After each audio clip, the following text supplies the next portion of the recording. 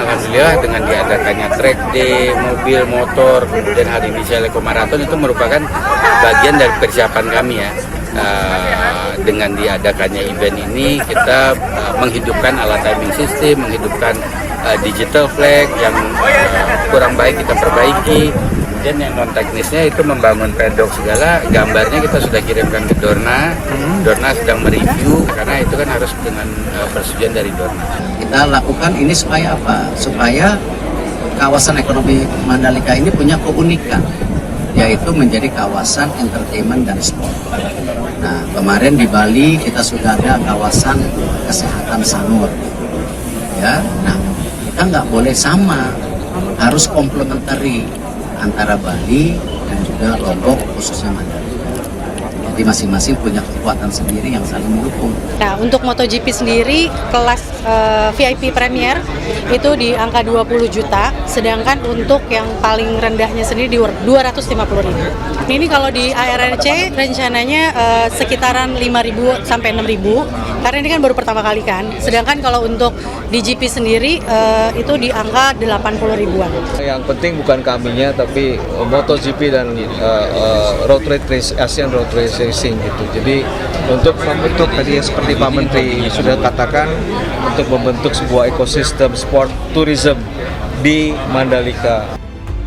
Penjualan tiket MotoGP Mandalika 2023 telah dibuka sejak beberapa hari lalu. Namun, beberapa narasumber mengklaim bahwa penjualan tiket sangat sepi.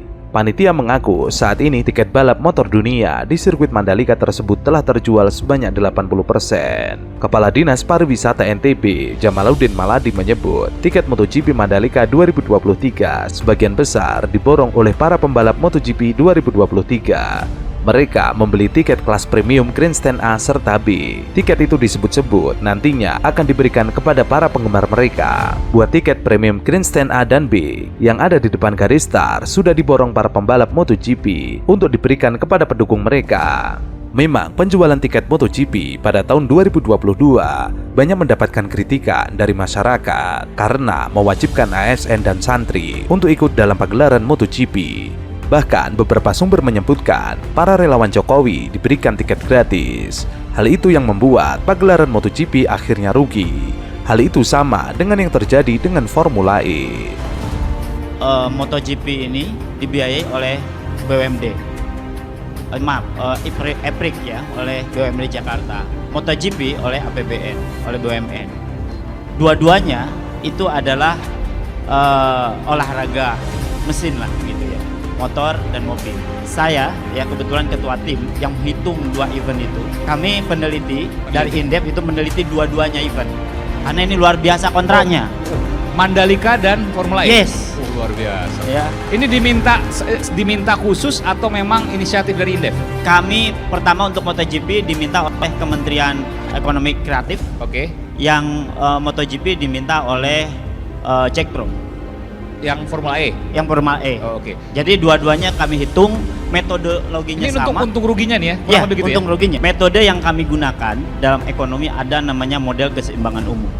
Jadi yang saya ingin sampaikan adalah hasil kajian kami dari Indef, pure kami independen. Meskipun kami disupport budgetnya oleh kedua lembaga ini, kami tetap harus independen based on data. Publik pun bisa melihat kalau dua hal, Mandalika dan Formula E pasti independen lah. Ya pasti. Karena publik pasti akan melihat dua hal itu adalah dua yang berseberangan gitu. Yes, dua-duanya adalah kegiatan event nasional. Event nasional yang mendunia. Ini harus dirawat, harus dikembangkan. Intinya itu dulu. Jangan dikontradiktifkan. Ini adalah aktivitas ekonomi. Ini adalah yang bisa menumbuhkan sektor wisata.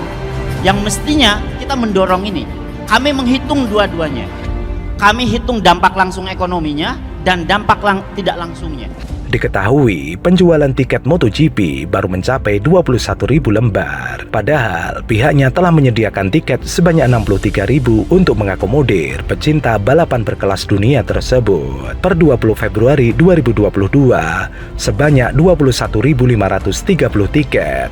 Dari prediksi tiket yang dijual adalah 63.000. Angka penjualan tiket yang masih belum menggembirakan ini ada beberapa faktor. Pemprov juga memberikan potongan harga khusus hingga 10% bagi masyarakat dengan KTP NTB yang ingin menyaksikan MotoGP di Mandalika. Pemprov sudah bersurat kepada perangkat daerah agar dapat ke MotoGP dan kemudian memberikan harga khusus bagi masyarakat dengan KTP NTB, yakni potongan 10%. Bila perlu, tanggal 18 sampai 21 Maret akan dijadikan hari libur, sehingga target 1% penduduk Lombok menyaksikan MotoGP bisa terpenuhi sebaik-baiknya.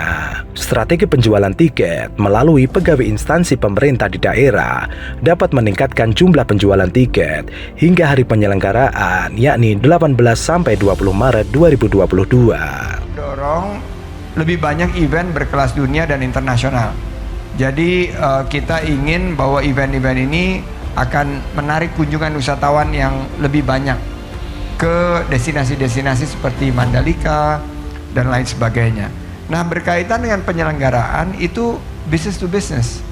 Dan kami melihat bahwa jika penyelenggaraan itu dilakukan dengan penuh profesionalisme dan perhitungan yang tepat, mestinya di dalam karena untuk MotoGP dan World Superbike di 2021 itu 2022 mohon maaf, itu kami yang membayar, pemerintah yang membayar, Kemenparekraf yang membayar saat itu. Ini yang nanti perlu dikaji secara menyeluruh.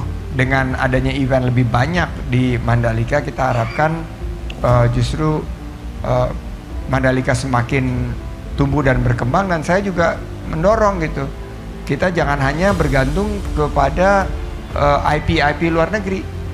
Kan ini MotoGP, World Superbike ini IP luar negeri. Sementara itu, Indonesia Tourism Development Corporation kembali menegaskan mengenai perhelatan WSBK di sirkuit internasional Mandalika masih tetap dievaluasi. Hal tersebut menindaklanjuti kabar akan dihapusnya ajang balap WSBK di sirkuit Mandalika karena pihaknya rugi dan demi memenuhi kewajiban long term.